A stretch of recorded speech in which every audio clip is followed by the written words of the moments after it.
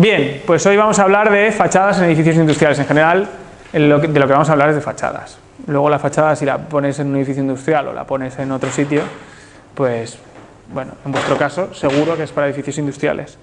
¿Para qué sirve un cerramiento exterior? Bueno, pues un cerramiento exterior sirve para varias cosas. Para aislar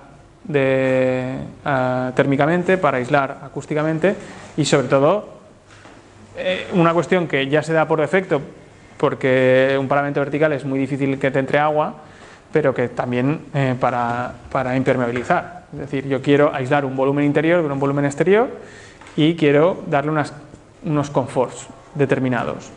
Bien, dicho esto, hay dos tipos de cerramiento, el interior y el exterior. Hoy nos vamos a fijar fundamentalmente en la envolvente.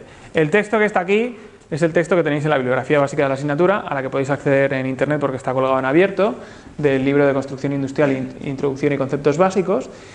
Ese libro está muy bien como entrada conceptual, si bien está basado en normativas ya derogadas, que son la norma básica de acciones en la edificación del 88, normas del 70 y pico, porque ahora lo que funciona es el código técnico.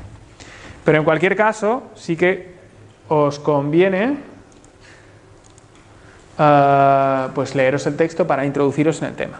El aislamiento térmico históricamente se ha hecho mediante fachadas de mucha masa que tenían mucha inercia térmica. La inercia térmica se representa gráficamente aquí, supongo que ya lo habéis dado en instalaciones o no. ¿Lo habéis dado?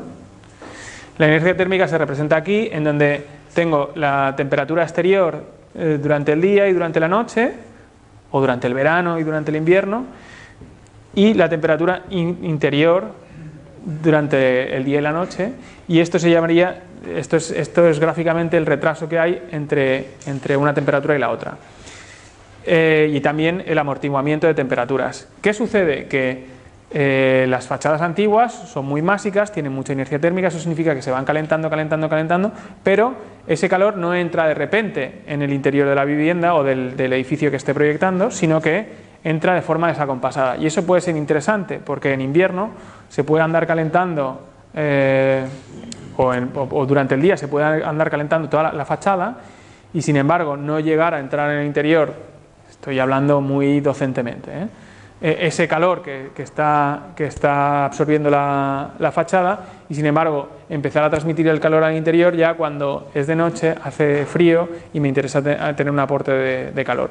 Ese enfoque, obviamente, a día de hoy se puede seguir haciendo, pero no es así. A día de hoy las fachadas son más livianas en general, y casi siempre que quiera tener cierto confort térmico, deberé tener una de las capas de mi fachada tendrá que tener un aislante térmico. Y al final, casi todas las fachadas me preocuparé, como cuando hablábamos de las cubiertas en el examen, que os pedimos en el examen los tipos de cubiertas, dónde anda ese aislante térmico y cómo se dispone. Los materiales se definen térmicamente a partir de su coeficiente de conductividad térmica, lambda, que es la cantidad de calor que atraviesa un material por unidad de tiempo, por unidad de área y de espesor, cuando se establece una diferencia de temperaturas entre sus caras de 1 grado. Normalmente el coeficiente de conductividad térmica se expresa en kilocalorías partido metro, hora y centígrado, o en unidades de potencia partido grado centígrado, metro y grado centígrado. Cuanto más pequeña sea la conductividad térmica de un material, mayor será su poder aislante. Algunos ejemplos de estos valores se dan en la tabla que muestro a continuación. Entonces, resulta que yo puedo calcular con una fórmula muy sencilla el coeficiente de lambda de una superposición de capas, ¿vale? Y si quiero atender a las normativas a día de hoy del código técnico de eficiencia energética, siempre o casi siempre tendré que poner una capa de aislante térmico, y esa capa de aislante térmico cada vez va siendo mayor, porque miraos, bueno, también se habla de una K sub G general, pero esta K sub G ya no se utilizaba en la norma antigua anterior, pero sin embargo te da una idea general de cómo se comporta un edificio. Pero mirad que la conductividad térmica de los materiales aislantes, ¿de qué orden es? Siempre es del orden de 0,02, 0,04 como mucho, en kilocalorías hora metro centímetro, grado centígrado, perdón, y materiales convencionales están en otro orden de magnitud, ¿de acuerdo? Están en otro orden de magnitud y claro, yo no puedo plantearme poner tantísimo material para intentar aislar térmicamente. Lo suyo es poner una capa de 4, 5, 6, 10 centímetros de aislante térmico y luego el elemento que sea aportante, el elemento que sea aislante y el elemento que cubra en fachada, Entonces todo esto supone que yo al final puedo hacer diferentes tipos de fachada, que veremos más adelante. Como aislamiento acústico, tenéis que tener en cuenta que la fachada también es un aislamiento acústico. Bien, ¿qué conceptos hay que tener más o menos claros del aislamiento acústico? Bueno, el principal es que cuanta más masa, más aíslo acústicamente. Pero claro, aislar acústicamente mediante la masa, hombre, es un poco... No se puede hacer siempre porque no puedo tener siempre un espesor de fachada elevadísimo.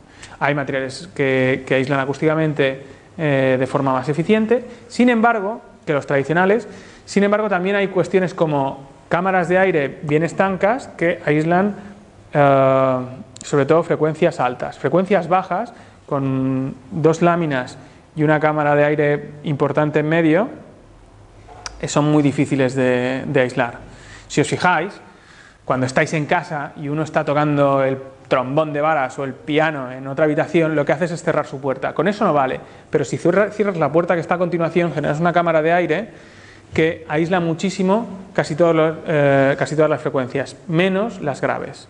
Las graves, con una cámara de aire, es muy difícil de aislar, ¿vale? Pero me basta con que os quedéis que la unidad de medida es el decibelio, que hay unos decibelios los tipo A, que son la unidad de medida de intensidad del sonido tal como lo percibe el oído humano, que son de los que hay que estar pendientes, porque ultrasonidos pues no los vamos a oír en general, y que en general tenéis que tener una idea de concepto, y que sí que hay soluciones que podéis mirar en catálogo que os dicen, bueno, pues esto aísla tanto o tanto otro, y que sí que hay una normativa muy establecida y un mapa de sonidos de toda la ciudad o de diferentes ciudades en donde te dicen, bueno, aquí tienes este ruido en la calle tal medio y tú tienes que aislar hasta llegar a un ruido como mucho de 50 decibelios, 40 decibelios, depende del uso que estés dando dentro. Esto está normativizado absolutamente, no vamos a entrar tanto en la asignatura, pero que sepáis que también se trata. Y que en edificios industriales sucede que a lo mejor hay actividades que entre ellas deben estar aisladas acústicamente. Una sala de máquinas y unas oficinas, tal vez, no es vuestro caso, en práctico en el ejercicio de la asignatura, pero tal vez pueda pasar que necesitáis abordar este tema. No vamos a ahondar mucho sobre ello, pero sí que vamos a tratar sobre las fachadas. Sobre las fachadas, podríamos clasificarlas como fachadas de obra, de hormigón, metálicas y de acero. Esta es la clasificación que hace... ¿he dicho de acero? Pues de cristal, perdón. Esta es la clasificación que hace la bibliografía básica de la asignatura. Sin embargo, yo creo que lo que es más elegante es hablar un poco de fachadas, de las capas que tienen y de la nomenclatura, y luego poner ejemplos, porque creo que con una serie de ejemplos continuados uno ya se hace una idea de cómo se tiene que comportar una fachada y qué partes tiene. Esta forma de aprendizaje realmente es la más natural. Un niño pequeño, cuando le dices, mira, un perro, la primera vez que le dices un perro no lo entiende, pero si le enseñas 4 razas de perro diferentes, el niño ya sabe que es un perro. Entonces, no quiero trataros como niños, pero es que tenemos tan poco tiempo que el enfoque va a ser este. Vamos a enseñar varios ejemplos y vosotros ya identificaréis qué partes tiene una fachada. Bueno, tenemos, para empezar, esta terminología que a priori la deberíamos haber visto ya, pero bueno, vamos a empezar por aquí. Esto es una fachada típica de una hoja, con un aparejo de doble bloque, en donde el forjado llega hasta aquí y esta hoja, aparte de ser fachada, también es elemento resistente. ¿De acuerdo? ¿Qué problemas tiene esto? Bueno, pues tiene un problema clásico que se llama el puente térmico. Esta fachada no está planteado el aislante ni está planteado nada. Entonces, ¿qué pasa? Que si el ladrillo es cerámico, que podemos decir que el ladrillo cerámico tiene cierto buen comportamiento al aislamiento térmico, ¿qué sucede? Que el hormigón no lo tiene. Entonces aquí tengo un espesor de 30 centímetros, pero aquí tengo un espesor de 30 centímetros de hormigón de aislamiento, y el aislamiento no tiene buen comportamiento al aislamiento térmico. Tendría que tener una fachada con mucho espesor para con hormigón tener unas condiciones adecuadas de aislamiento térmico en el interior. Entonces, ¿qué sucede? Que yo caliento el aire de dentro con unas características de humedad determinadas, y esta fachada en el interior está caliente y esta fachada en el exterior está fría. ¿Vale? Hasta ahí todo el mundo me sigue. ¿Qué sucede? Que esta superficie está mucho más fría que esta fachada. Bueno, pues el aire que está en el interior, cuanto más caliente está, más capacidad de tener agua en suspensión, de vapor de agua en suspensión tiene. Sin embargo, si hace frío, enseguida precipita. Y eso es lo que llamamos, lo que vemos cuando por la mañana hay rocío, etc. En una superficie fría, este volumen de agua caliente, el agua precipitará en esta zona de aquí, es decir, tendremos lo que llamamos una condensación en las zonas frías, que serán en el paladar del forjado y en el suelo, que en el suelo no se nota tanto porque suele haber pavimentos, pero es muy común tener humedades en zonas de viviendas, por ejemplo, cocinas y baños donde se genera mucha agua en el ambiente y no está resuelto bien la rotura del puente térmico. Aquí tenemos un puente térmico que no está roto, y entonces nos sucede que en las caras de arriba del forjado, donde se entrega, suele haber humedades, o puede haber humedades si existe esta patología porque el puente térmico no está bien tratado. ¿Me he explicado? Otra solución diferente sería la solución típica inglesa. Si veis, los ingleses lo que hacen es un elemento portante por fuera, bueno, los ingleses le llamamos así, aquí hay una capa de aislamiento térmico que antiguamente no estaba porque no había materiales de aislamiento térmico, y una capa por fuera continua. Aquí está resuelto, entre comillas, el aislamiento térmico y el puente térmico, porque el aislamiento térmico protege el frente del forjado. ¿De acuerdo? Aprovecho estas diapositivas no solo para hablar de los términos de hoja, y luego también hay conectores entre la hoja de fuera y la hoja de dentro para que sean dos hojas que, entre comillas, intenten trabajar al máximo conjuntamente, porque si esto tiene 17 plantas, imaginaos un forjado, una cara de fuera aislada totalmente durante 17 plantas, pero imaginaos que tiene 5. Esto tendría una esbeltez brutal si no está conectado con la hoja inferior. Esto es lo que normalmente se hace en nuestras latitudes, que es la cara de fuera es portante, luego por dentro, que el operario ya está protegido porque está todo cerrado, no protegido frente a la intemperie, sino frente a las caídas, se pone el aislamiento térmico y luego un tabique interior, y las instalaciones se pasan por ahí, con regatas. Este es un poco lo que hacemos, o lo que se ha venido haciendo muchos años en España. Actualmente no sé si tanto, porque ya tenemos que cumplir código técnico de edificación, entonces aquí no hay rotura de puente térmico. ¿Lo veis? Luego esto es una de medianera, yo no entraría mucho porque no la vais a utilizar mucho, pero bueno, esta solución de tabique interior puede hacerse o con tabiquería de rasilla, o se puede hacer con pladur, es decir, que el trasdosado se puede hacer con lo que uno que quiera de acabado, puede hacer, y fijaos que esta capa siempre es estructural. Luego están estos son tipos de fachadas con ladrillo visto. No estamos muy acostumbrados en Baleares a hacer fachadas con ladrillo visto, aunque en Cataluña hay mucha más tradición y la verdad es que bien ejecutada envejece relativamente bien, pero también hay soluciones con ladrillo no visto. Bueno, pues tenemos la típica que es la 13 con enfoscado, la 13 con enfoscado y pintado. Podemos tener un aplacado de piedra directamente adherido sobre un mortero, podemos tener un grafiado, podemos tener el aislamiento térmico por fuera. Esto se está poniendo muy de moda y funciona muy bien, porque siempre el aislamiento térmico, cuanto más en la cara de fuera esté, mejor funciona.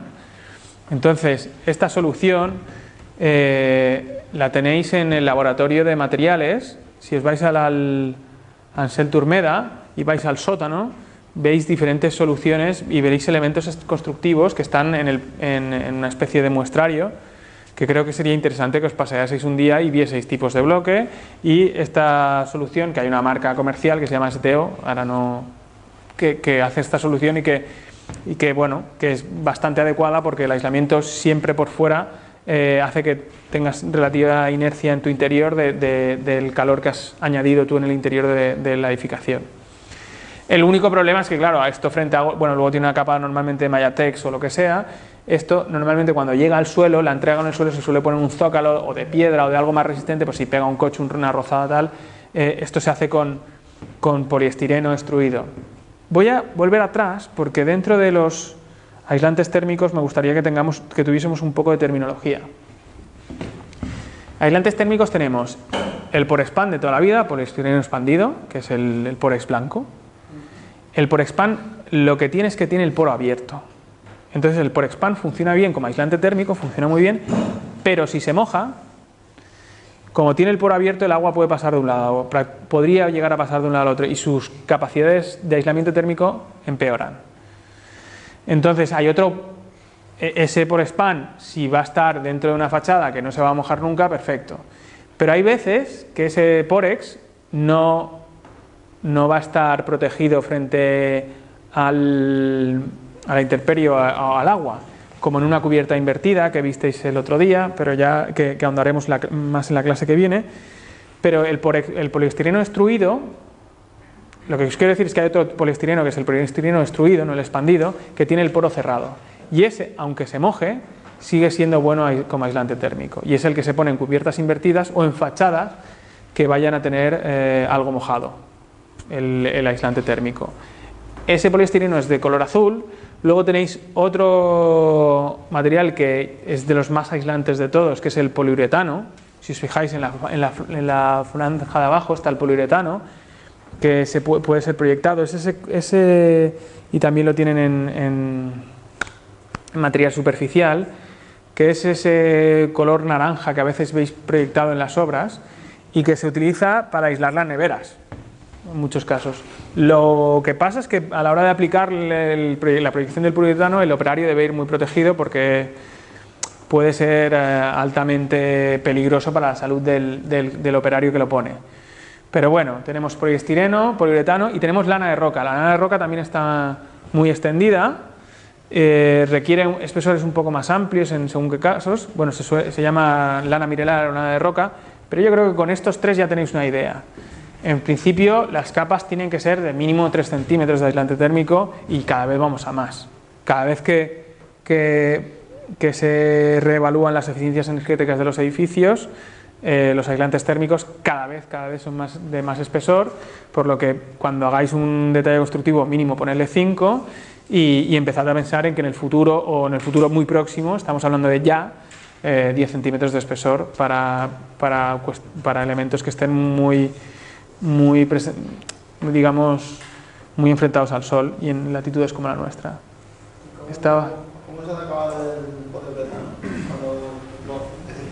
Bueno, rocían y eso expande sí, todos los acabados normalmente de aislamiento térmico nunca son acabados finales.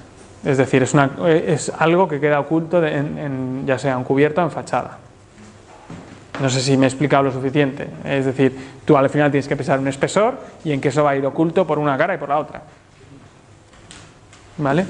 En esta solución aquí muchas veces con el trasdosado de pladur, de cartón yeso, a veces se pone lana de roca entre los perfiles del trasdosado de cartón yeso. Más soluciones, bueno, pues tenemos la de STO, tenemos el aplacado de piedra convencional. Este aplacado de piedra, ahora os hablo de aplacado de piedra, en donde hay piezas de acero inoxidable que se anclan a la lámina portante, que sería el muro de fábrica de bloque o de ladrillo, el aislamiento térmico, y atravesando el aislamiento térmico y anclándose en la fachada, bueno, en la capa portante, pues hay unos anclajes de acero inoxidable normalmente o de un elemento inoxidable en el que luego se disponen las piedras. Pueden ser aplacados de piedras de 2 centímetros, pueden ser de aluminio, la casa Lucubón, pueden ser de Prodema de resinas de madera, pueden ser, hoy veremos una serie de ejemplos, pero que puede ser de muchísimos tipos de material, ¿de acuerdo? Siempre que pues aguante la intemperie. ¿Esto qué te genera? Te genera una cámara de aire que para latitudes como la nuestra suelen ser muy adecuadas. La fachada ventilada, ¿qué hace? Cuando el calor llega, se genera una corriente de convección entre los elementos de fachada y entonces esa radiación no llega directamente a la fachada y además luego tienes el aislante térmico, ¿de acuerdo? O sea que es conveniente cuando tienes que protegerte del calor fundamentalmente. Este tipo de fachada es con plaqueta y directamente amorterada sobre diferentes capas en la lámina portante, y está sobre rastreles, que es un poco equivalente. Lo que pasa es que el mecanismo de fijación es diferente, y esto pueden ser paneles de diferentes tipos, de piedra, hay de plásticos, de aluminios, etcétera. ¿De acuerdo? Pero veis un poco ya empezáis a ver las capas que tiene una fachada, y esta puede ser portante solo de la fachada o portante de la fachada de la estructura que estamos analizando. Ya os dije que no es conveniente para edificios industriales plantearse que el muro de bloque o de muro de ladrillo sea el portante, porque tenéis unas luces importantes, etc. Bien, en cuanto a fachadas con prefabricados, ¿qué sucede con las fachadas de prefabricados? Bueno, pues con las fachadas de prefabricados sucede que normalmente se dispone sobre el forjado, y todo el mecanismo es de cómo se anclan o se apoyan en el forjado. Esto sería un panel con aislante térmico en el interior, y este detalle es el de encuentro con el otro panel para que haya solape, para que el agua cuando llueva sobre la fachada haga goterón y el agua no se cuele por el interior. Y luego normalmente todos los detalles constructivos o todos los detalles de cómo se disponen paneles, al final lo que suele pasar es que en general, imaginaos que es un panel de hormigón prefabricado, en general el panel lo que hace es siempre se apoya sobre un forjado, ¿de acuerdo? Y sobre el otro se aploma. Entonces tienes normalmente una solución de Ls con agujeros colisos. Un agujero coliso, para quien no esté metido en el lenguaje, es un agujero sencillamente alargado, ¿vale? Es un agujero alargado que me permite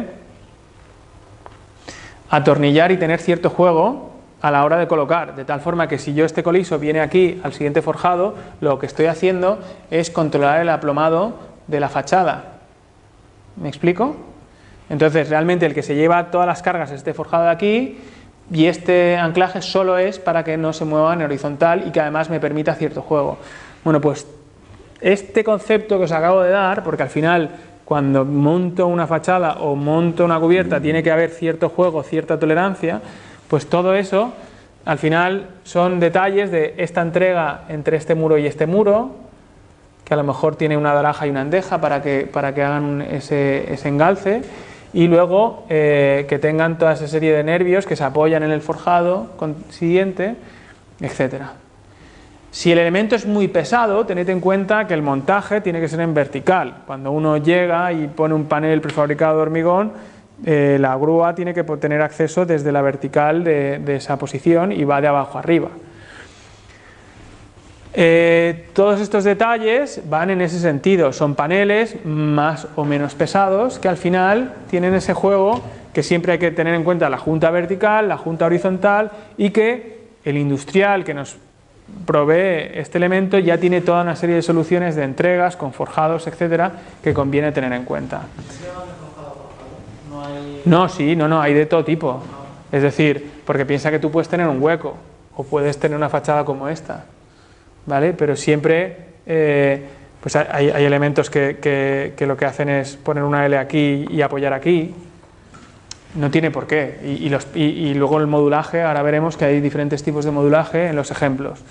Luego hay otro tipo de fachadas que son, estas son interesantes sobre todo para vuestro caso en el práctico que estáis tratando, que es lo que llamamos muro cortina. El muro cortina se llama muro cortina porque se ejecuta de arriba a abajo, como si bajásemos una cortina, porque los cristales, una vez dispuestos, no pueden cargar sobre el cristal de abajo, para que el cristal de abajo no cargue toda la fachada, porque estamos intentando evitar ese efecto para que el cristal no rompa. Es lo contrario de lo que hacemos en un muro. En un muro empezamos abajo y continuamos arriba, pero lo que sucede es que este ladrillo está cargando con todos los demás. Si eso lo hacemos con una fachada de cristal, podemos tener patologías. Entonces lo que se hace con un muro cortina es se hace una estructura auxiliar exterior y se disponen plafones de cristal en nudos. Creo que para muestra un botón, lo suyo es que si habéis viajado alguna vez a Barcelona, que seguramente todos los que estáis aquí presentes habéis pasado alguna vez por la terminal antigua de Barcelona, y esa terminal tiene un muro cortina que es digno de ver porque se ve muy claramente. Tienes una lámina interior de cristal y una lámina exterior de cristal, y las juntas son con silicona, y luego tienes los mecanismos de fijación, que son agujeros en los cristales, y también tienen cierto juego para que todo esto se pueda montar. No puedo entrar en explicarlas todas porque, claro, cada una es de su inventor o de la marca correspondiente, pero que sepáis que hay toda una serie de soluciones que yo creo que lo suyo es que veamos ejemplos.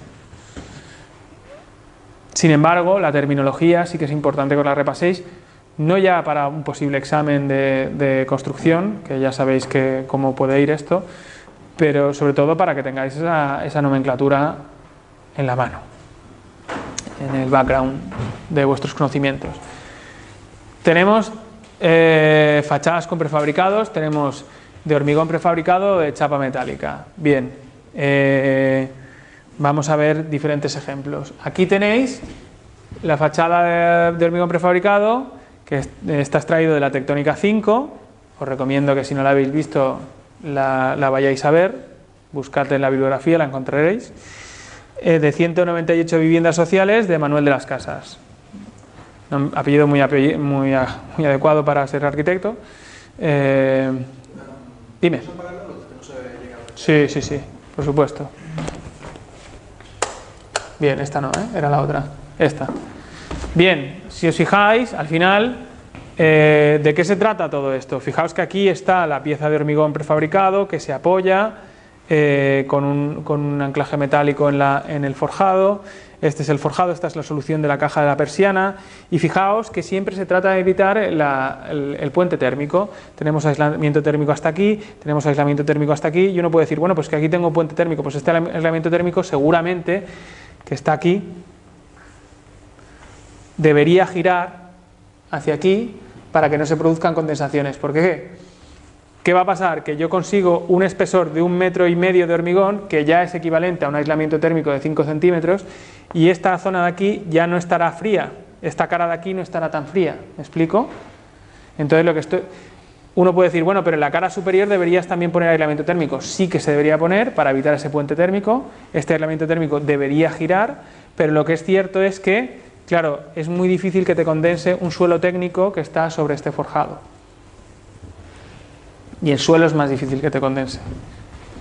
Entonces, bueno, aquí se ve el tratamiento del hueco, cómo se ve el alféizar y cómo se ve la entrega con elemento o hueco.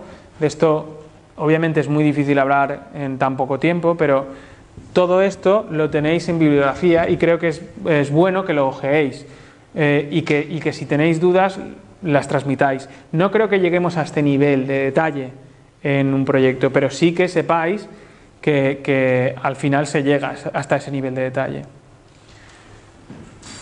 Este es otro ejemplo de la Tectónica 5 de la Facultad de Ciencias Económicas y Empresariales de Reus, de Pérez, Pamies y Banús, en donde se ven los paneles prefabricados en planta, cómo se entregan al pilar y cómo se ve que llevan aislamiento térmico ya embebido en el propio elemento.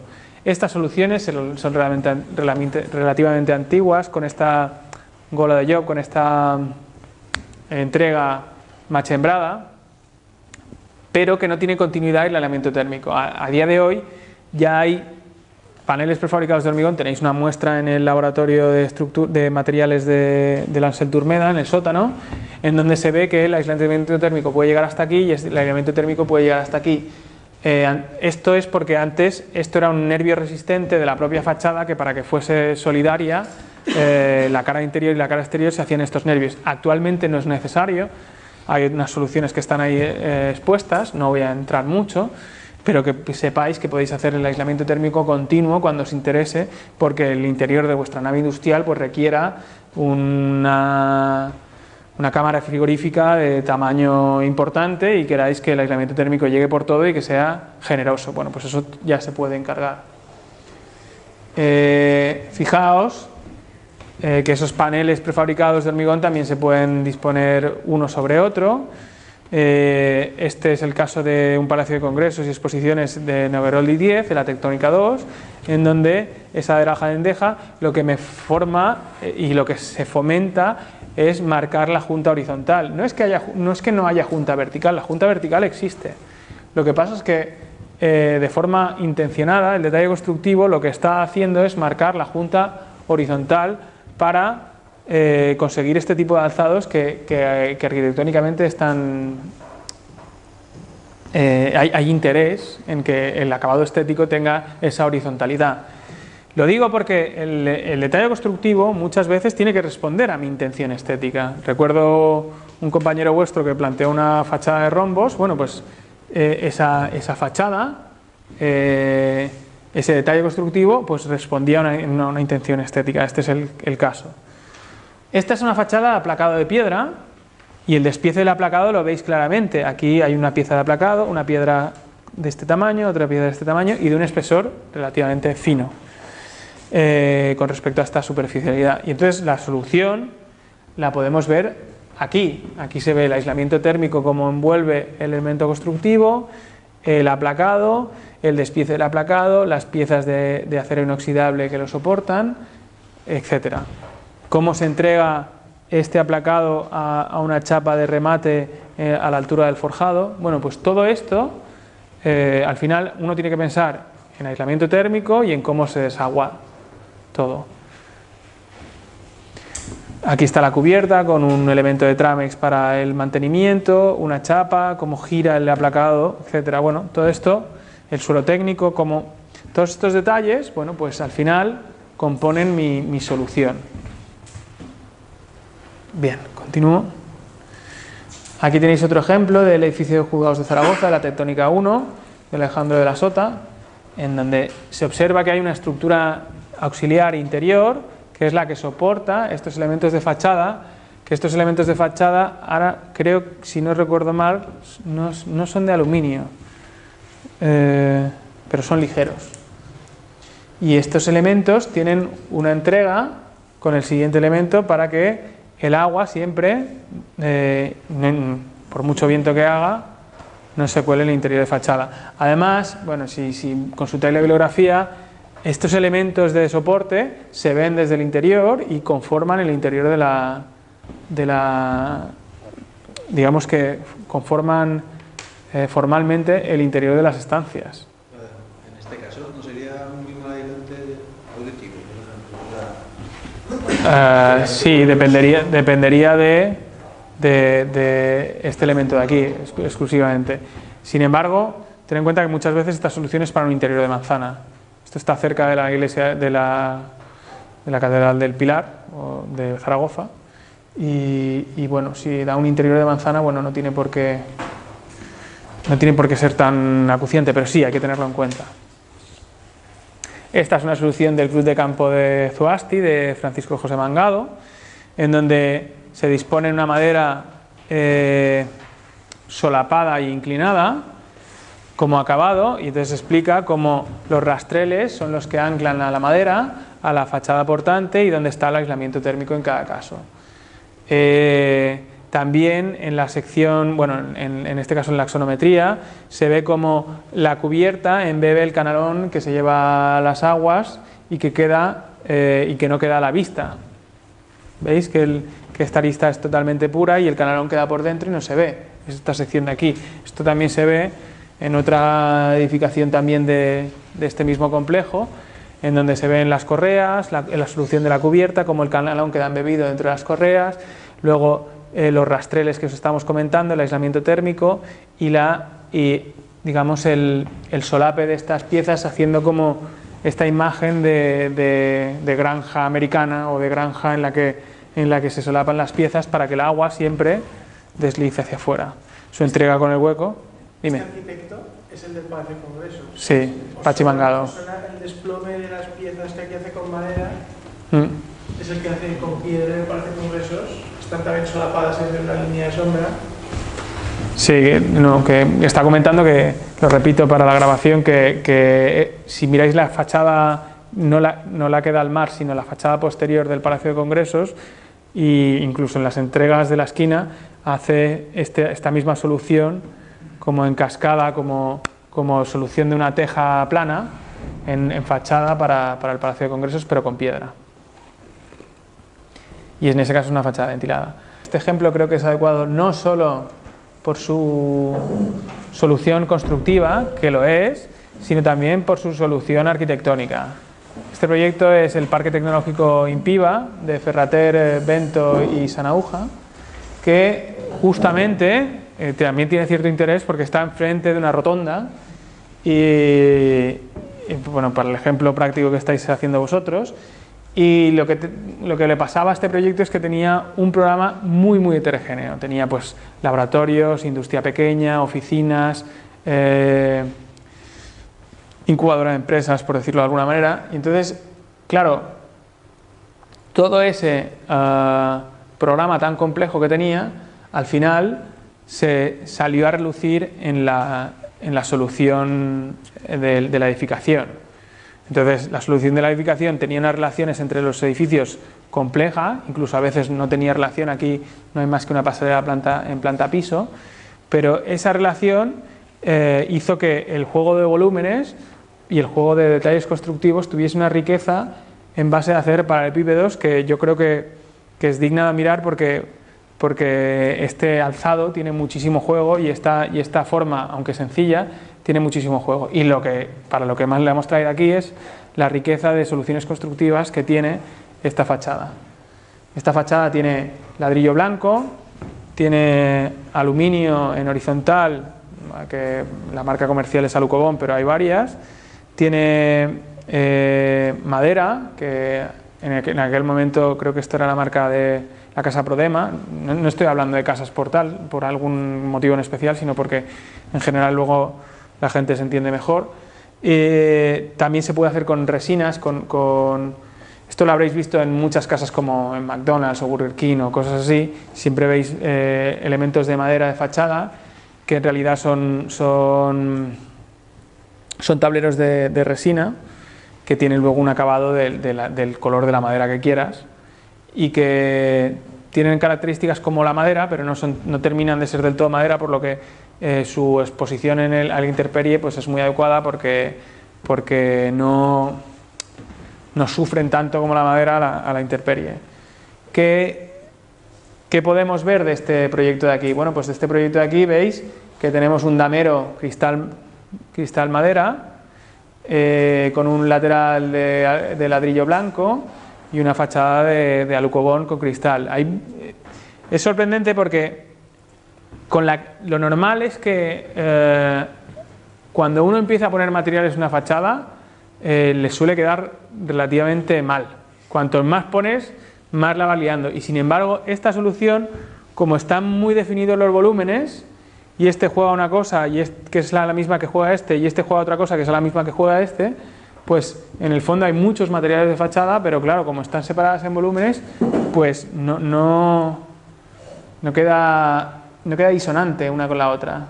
Y se ve el juego que, sin irse repitiendo del todo, pues entiendes diferentes lenguajes. Bien, y aquí tenéis pues el detalle de este damero, en donde, bueno, tenéis siempre la solución del estradosado, del intradós no sé si también tiene problema por dentro, la madera por fuera, el marco, digamos, el marco que te resuelve el apoyo de esta madera y sus entregas con los muros. es una construcción relativamente tradicional en donde se ha hecho una perfilería horizontal que coincide con los forjados y una perfilería vertical. Fijaos en el detalle de que el forjado se tiene que retranquear y para conseguir que aquí se vea un forjado muy fino, esto en el detalle constructivo pues lleva muchos quebraderos de cabeza, porque tienes que retrasar el forjado estructural y luego una pequeña bandejita que llega hasta ahí. Bueno, más que nada en esta presentación lo que trato de hacer no es tanto decir fil per randa cada una de las soluciones, sino decir que hay una bibliografía muy adecuada. En este caso he hablado mucho de las tectónicas, os recomiendo mucho que las miréis, porque allí están explicados todo lo que en 25 o 30 minutos no os puedo explicar yo. ¿De acuerdo? Tengo una duda. Respecto a lo que has comentado de que el forjado está un poco como atrasado, que para hacerlo más fino, ¿a qué te refieres? ¿Para que no se vea a través de cristal? Claro, no, tú mira este alzado. Este forjado no hace 30 centímetros. Entonces ¿qué sucede? No, que el forjado estructural, como va de este muro a este muro, está retrasado. Bueno, no sé si la estructura va de muro a muro, pero probablemente está retrasado. Entonces resuelve un forjadito que aguanta, pero más fino aquí, en una solución metálica, le pone un suelo técnico y al final esta solución es muy esbelta y te permite hacer casi ese damero de hueco vacío, hueco vacío. ¿Podrías hacer el damero por encima del forjado tapado? Sí, lo que pasa es que se te vería, aquí ya se te ve un poquito. Sí, es una cuestión estética. Es un cristal, ¿no? Sí. Es cristal y... Pero piensa que aquí tú ves una sombra hasta más profunda. Bien, la leyenda la tenéis aquí. Quiero decir que miraos las diapositivas si podéis, y las podéis localizar, que no suele ser sencillo, localizar las tectónicas correspondientes, y yo creo que con esto podéis ir hacia adelante. ¿Alguna duda? Sí, del muro cortina. ¿De dónde se habla? Vale, la fachada, esta estructura aquí no la he terminado de dibujar. Bueno, en este caso es una celosía que se articula en el forjado inferior y en el forjado superior. Entonces esto de forjado a forjado te genera una estructura que luego le salen una especie de grapas con 4 puntos y que te aguantan el muro cortina, que puede ir de arriba abajo. Hay veces que los muros cortina no se hacen con elementos triangulados, sino que el forjado tiene ya por fuera un elemento pasante, y de ese elemento por pasante van saliendo las grapas y vas teniendo la fachada del muro cortina. Los muros cortina en general, por cuestiones térmicas, suelen tener 2 capas, porque además se generan corrientes de convección en el interior para que térmicamente aquello pueda funcionar. Porque un muro cortina per se, si tú planteas un edificio todo de cristal, te puedes imaginar cómo es dentro. Pues un invernadero. Entonces, no sé si te acuerdas cuando entras en el Corte Inglés, que cuando abres la puerta te pega un bufido de calor para generar ahí una barrera, o un bufido de frío, depende de la estación en la que estemos. Pues eso es un poco lo que se intenta hacer sin pérdidas en el interior de una... Una solución que hemos visto ahora sería poner 2 capas de hacer una cámara de aire. Sí. Es que un muro cortina, en general, si no lo haces, térmicamente es muy duro, ¿eh? Y para hacer un cerramiento de cristal solo existe este método. Para hacer un cerramiento de cristal normalmente se llama muro cortina. Lo que pasa es que hay muchas variantes de soluciones y muchos comerciales. Pero para hacer un cerramiento de cristal lo puedes hacer de suelo a techo con vidrios sencillamente muy grandes, o si quieres que pasen por delante del forjado, que este es el caso, se llaman muros cortina.